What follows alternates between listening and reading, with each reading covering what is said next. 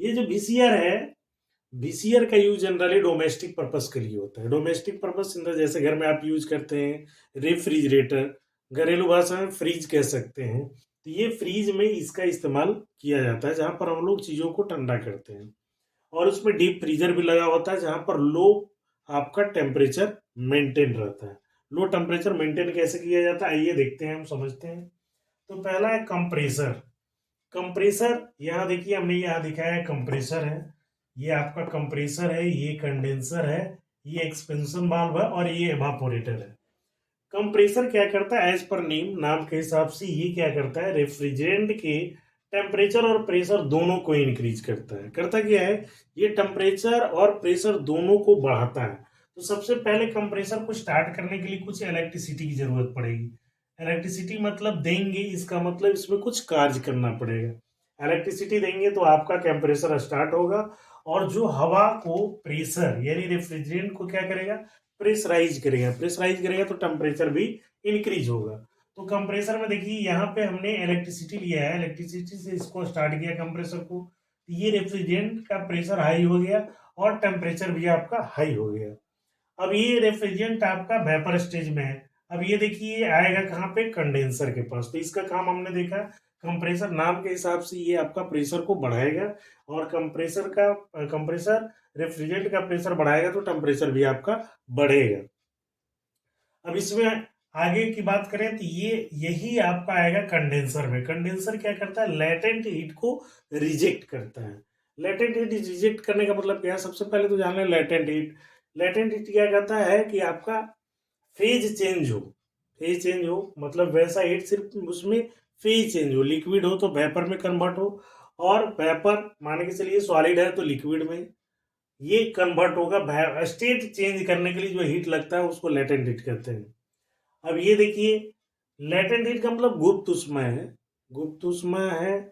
अब इसमें देखिए रिजेक्ट, रिजेक्ट इसमें होता है, तो इसका मतलब यहाँ से ये आपका रेफ्रिजरेंट कंडेंसर में गया तो लेटेंट हीट रिजेक्ट होगा। यहाँ पे लेटेंट हीट किसका, रेफ्रिजरेंट का रिजेक्ट होगा, तो इसका आपका क्या होगा, टेम्परेचर कम होगा, प्रेशर में कोई चेंजिंग नहीं आएगी। सिर्फ ये वेपर था, तो अब यहाँ पर किस में कन्वर्ट हो जाएगा, लिक्विड में कन्वर्ट हो जाएगा। किसमें कन्वर्ट होगा, लिक्विड में। वेपर चीज आपका लिक्विड में, रेफ्रिजरेंट वेपर में था तो लिक्विड में कन्वर्ट हो जाएगा। नेक्स्ट बात करेंगे एक्सपेंशन वाल्व। इसका दूसरा नाम आपका थ्रोटलिंग वाल्व भी है। ये दूसरा नाम इसका क्या है, थ्रोटलिंग वाल्व है। जो आपका क्या करता है, यहाँ से आएगा तो ड्यू टू एक्सपेंशन, यहाँ पर देखिए हीट रिजेक्ट, सॉरी यहाँ पर आपका वर्क डन का रिजेक्शन हो रहा है।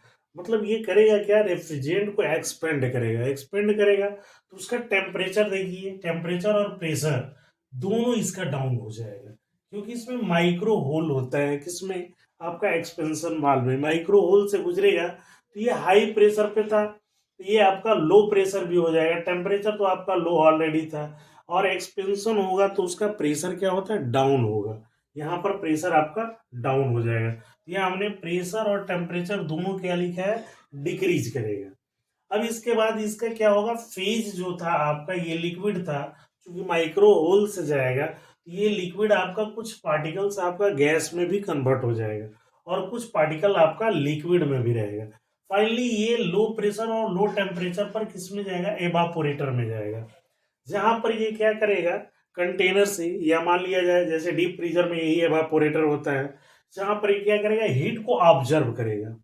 हीट को जब ऑब्जर्व करेगा तो ये लिक्विड क्या था, लिक्विड और गैस फॉर्म में था, तो ये टोटली किस में कन्वर्ट हो जाएगा, वेपर में। क्योंकि हीट ऑब्जर्व करेगा तो लिक्विड किस में कन्वर्ट होगा, वेपर में कन्वर्ट होगा। ये जब वेपर में कन्वर्ट होगा तो फिर यहाँ देखिए, यही लो प्रेशर आपका, लो प्रेशर यहाँ देखिए आपका लो प्रेशर तो है, ये आपका हाई टेम्परेचर पे हो गया। क्योंकि हाई टेम्परेचर पे हो गया तो किस में कन्वर्ट हो जाएगा, हीट को ऑब्जर्व किया है तो गैस में कन्वर्ट हो जाएगा। ये जो भी लिक्विड था वो किस में कन्वर्ट हो गया, गैस में कन्वर्ट हो गया। और इस तरह से ये साइकिल चलता रहता है, आपका ये साइकिल चलता रहता है। यानी एवापोरेटर हीट को लिया और फिर ये कंप्रेसर से ये साइकिल आपका कंप्लीट होता है। तो आइए अब देखते हैं टीएच डायग्राम पे। टीएच डायग्राम में हमने दिखाया 1 से 2 तक। 1 से 2 तक देखिए, यहाँ पर हमारा क्या है, कंप्रेसर। 1 से 2 तक क्या है, कंप्रेसर में हमने कुछ इलेक्ट्रिसिटी दिया, मतलब कुछ काम किया, जो कि रेफ्रिजरेंट को क्या किया, प्रेशराइज किया, जिसके कारण उसका टेम्परेचर और प्रेशर दोनों राइज किया।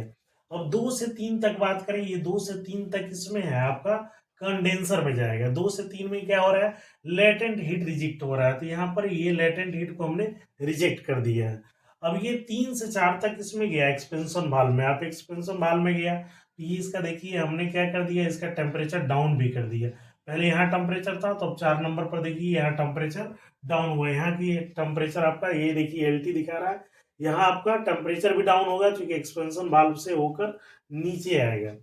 अब देखिए यहाँ पर 4 से 1 तक में हमने क्या दिखाया है, एवापोरेटर। मतलब हीट क्या कर रहा है, ले रहा है। क्या कंटेनर से आपका डीप फ्रीजर में क्या करता है, हीट को